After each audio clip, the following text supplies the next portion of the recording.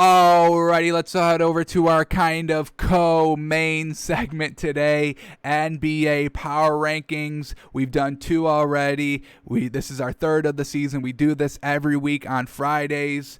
We've got two teams exiting the top 10, so two new teams will be brought in. Do we have a new number one? Maybe, but I will tell you we have a new number two. So that's what we got. All right, so before we start getting into this, let's tell you why we're taking these two teams out so we can be a little bit more clear here, and then we'll do the addition. So the first team that is going to be knocked out of the power rankings, did we knock three teams out? We did knock three teams out. All right, we knocked three teams out. So the first team we're going to knock out, unfortunately, is the Hawks. I love Trae Young and I love Clint Capella. That's hands down. They're great. They're fantastic. Trae Young is elevating this Hawks team very, very well. But their bench is very lackluster. They get decent contribution from their other starters, but it's nothing solid. It's nothing that you can rely on if one of the big two, Clint Capella or Trae Young, are out. You can't really rely on anybody else stepping it up. So unfortunate for this Hawks team. I kept them in the power rankings as long as I could, but unfortunately we do have to kick them out this week, and I definitely think they can get back in here, no doubt, but I need to start seeing something else besides Trae Young and Clint Capella, unfortunately. So the Hawks will be moving out.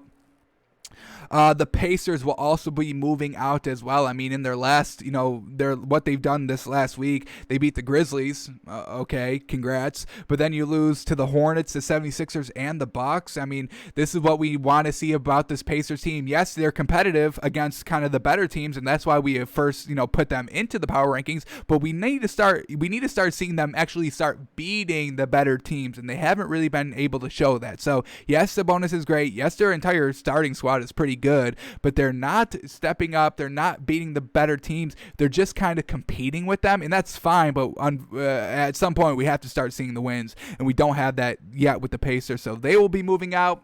And then the last team we're moving out is the Celtics. Once again, I mean, what have they done this week? They beat the Warriors. Congrats. What have they done since last Friday? They beat the Warriors. That's nothing great.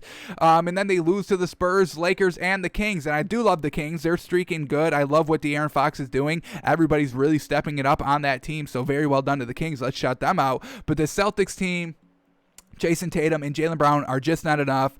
Kemba Walker is just not clutch. We've seen this multiple times. Marcus Smart is out. Daniel Tice, I absolutely do not like at all. And now you got Daniel Tice and Tristan Thompson both together in the starting lineup. I mean, where are points coming from? Because I can guarantee you they're not coming from any of those two.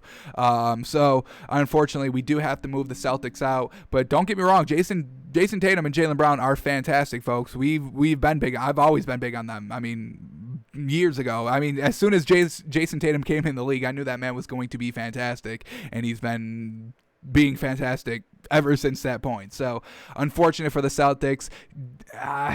They probably can get back in the top 10, but we definitely do need Marcus Smart back in the starting lineup before we even touch them again, honestly. Alrighty, so since we told you guys straight up who is exiting the top 10, let's tell you how we are reordering it. So we're going to start from 10, work our way up to number 1. So here we go. The new number 10 team, because we are moving the Rockets up a little bit. So our first new team in the top 10, we got to shout out the Blazers, folks. I mean, the fact that they're winning games without CJ McCollum and Nurkic is fantastic, and then they just won a game without Damian Lillard last night. It was absolutely fantastic to watch. So very well done. And they beat the 76ers, who we clearly have as the number 1 team right here. We probably should have prefaced it by saying what our top 10 is. Number 10 going into this week. Let's do this very quickly. Rockets, Hawks at 9, Pacers at 8, Celtics at 7, Nuggets at 6, Nets at 5, Lakers at 4, Clippers at 3, Jazz at 2, and 76ers at 1, just for those who aren't watching and just listening. That was the top 10 coming in. But let's get back to our new number 10 here. The Blazers, they are all stepping up, and that's what I want to see. We just knocked out the Pacers because, they haven't been beating the good teams. Blazers are beating the good teams. In the last week, the Blazers have beaten the Bulls, the Wizards, and the 76ers. That's decent teams. Now, the one game they lost to was against the Bucks, unfortunately. That is a very good team, and the Blazers would need to be at full capacity to try and beat them. But, beating this Beating the 76ers last night was fantastic. Yes, the Wizards and Bulls isn't anything great, but we're not going to penalize you for for doing what you're supposed to, beating the teams that you're supposed to be beating. We're not going to penalize you for that. So Blazers, everybody stepping up, the bench, the other starters, next man up mentality, everybody's buying in. That shows me great coaching. I love it. So everybody's buying in on this Blazers team in the organization. So I am as well. Welcome to the top 10 Blazers. We'll start them out slow, see what they do this week, but winning without their major pieces. CJ McCollum is the number 2 in this team. Hands down. I don't want to hear anything about it. Damian Lillard's the 1. CJ McCollum's the 2. Nurkic is probably the 3 or 4, however you want to mark it, but he is big for this success of the Blazers, and they're winning without the 2. It's fantastic. So Blazers at 10, very well done. Alrighty, new number 9 team, and they heard us disrespect them by taking them out of the top 10 midweek, which we don't do. We only do our power rankings on Fridays, but we had to make an exception because the Bucks lost 2 straight games, but we have to put them back in the top 10 now. We're moving them up to number 9 because these last 2 games have been absolutely magnificent for the Bucks. Our one biggest flaw, our one biggest red flag on this Bucks team is that they don't hit the 3 consistently, but these last 2 games, they've been hitting the 3 very, very well. So the Bucks, they ended up losing in the last week to the Pelicans and the Hornets. That's why we moved them out of the top 10. But then they beat the Blazers and the Pacers, and that's why we're moving them back into the top 10. So Giannis is fantastic. Nobody's doubting that. Chris Middleton's been stepping up. Dante DiVincenzo has been stepping up. Fantastic. So welcome back to the top 10 Bucks. But we have to keep seeing the 3s be very good. It doesn't have to be great every game, but it has to be a lot more consistent than what they've been doing a little bit earlier in the season. And I have started to see a little bit of a turnaround from the 3. So that's fantastic. If this Bucks team can start spreading the floor by hitting the 3 consistently, now we've got a complete team. So Bucks at number 9, back in the top 10. Alrighty, new number 7 team, and this is a new addition, so this is the last of the new additions here. Everything else is just a little reordering.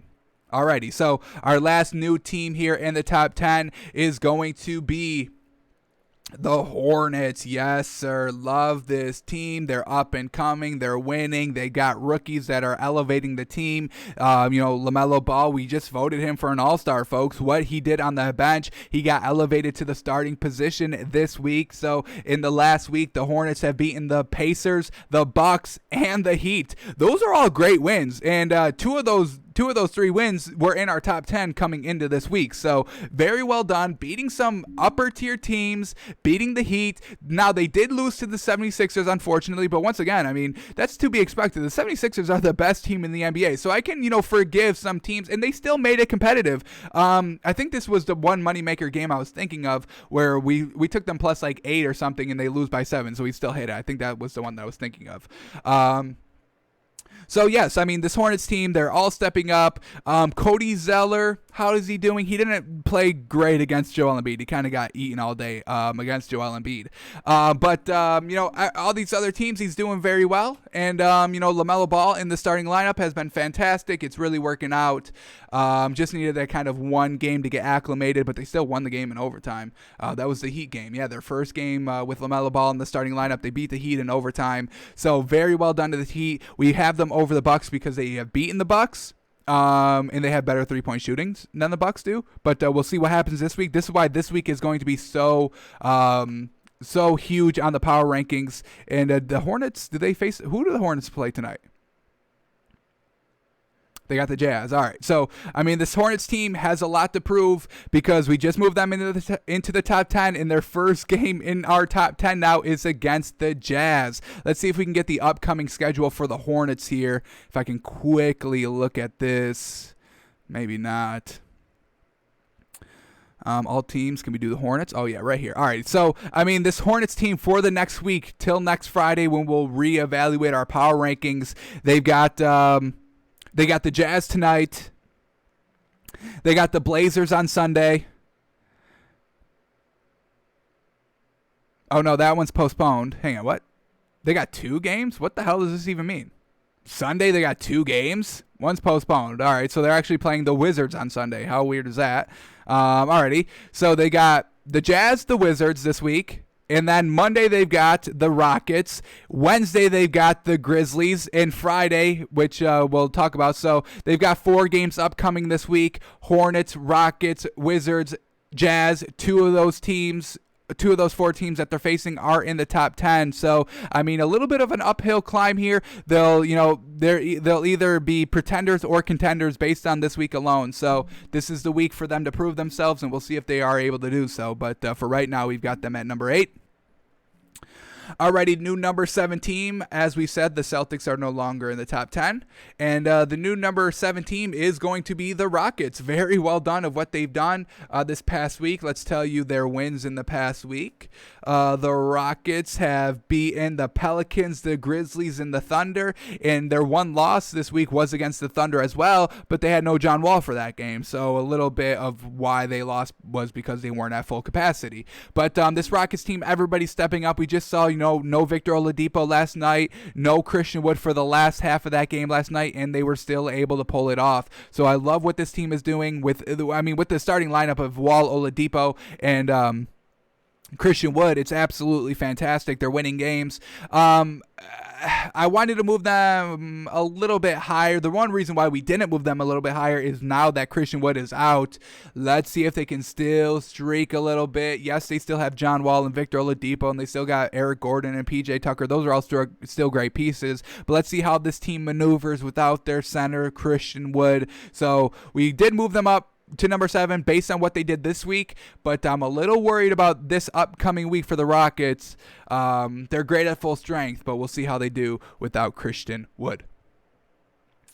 Alrighty, new number. No. Nuggets are staying the number 6 seed. So didn't really know what to do with them this week. In the last week, they won against the Jazz, but they lost against the Spurs and the Lakers. So we know that they probably should have lost against the Lakers. I mean, we told you they were going to lose anyway.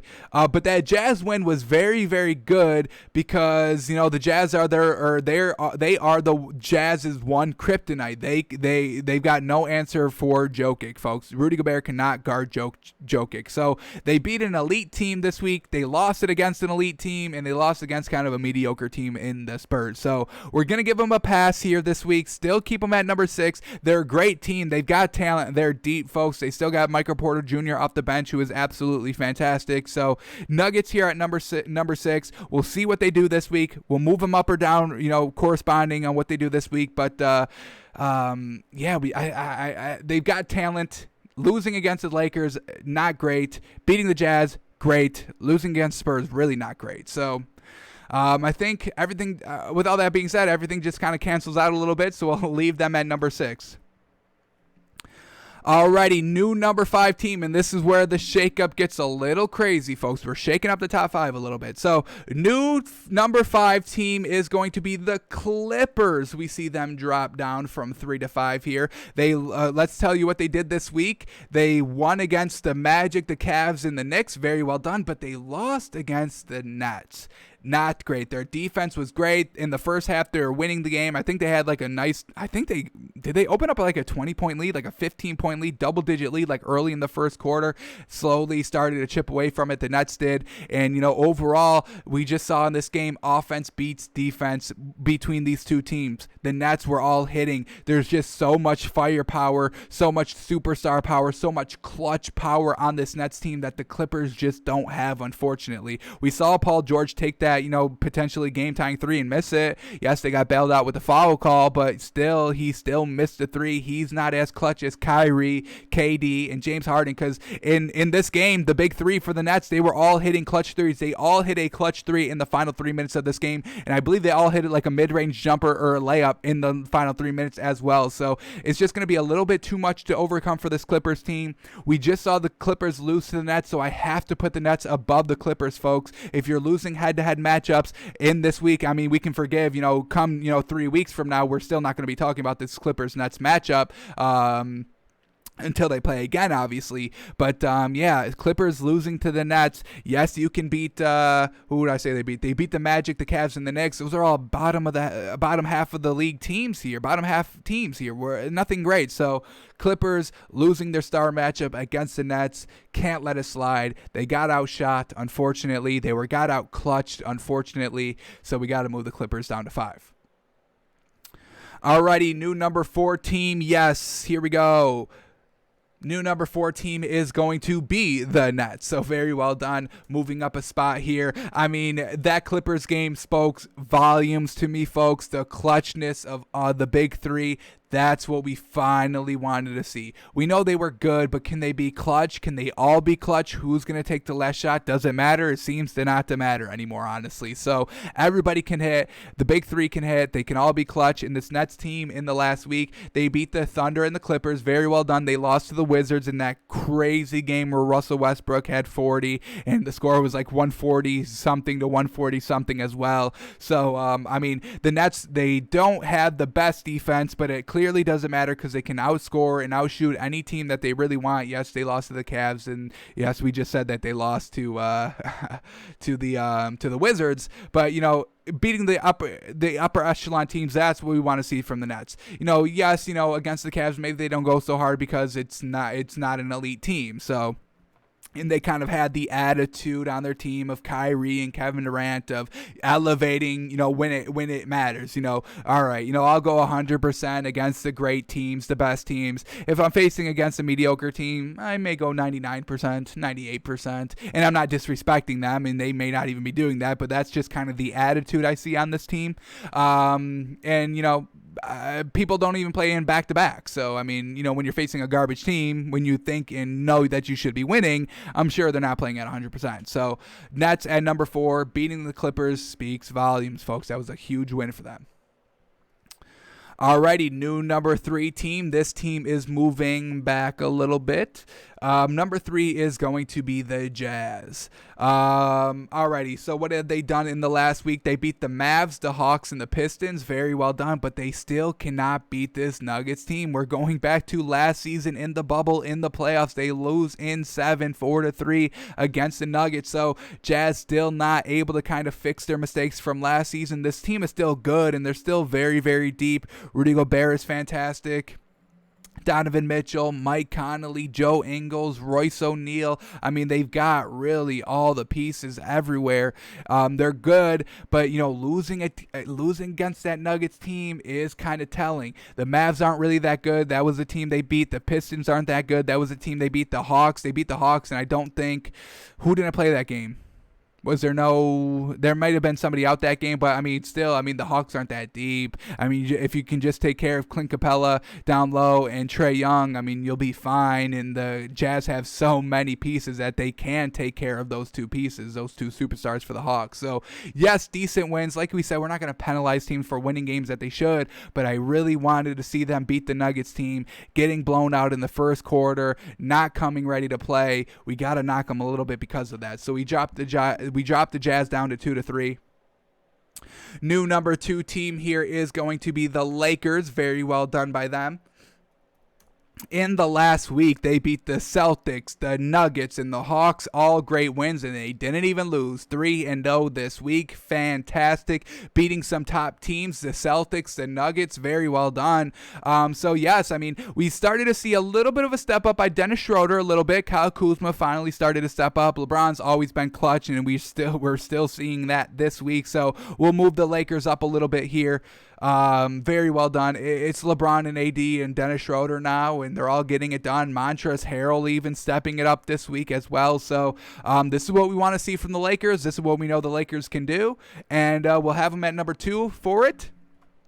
But 76ers are still staying our number 1 team. In the last week, they beat the Timberwolves, Hornets, and Pacers. And we just saw last night they lost to the Blazers. No Ben Simmons for that game. Blazers, next man up mentality. We're going to cut them a little slack, cut the 76ers a little slack for losing that game. We saw in the head-to-head matchup, the Lakers lose to the 76ers.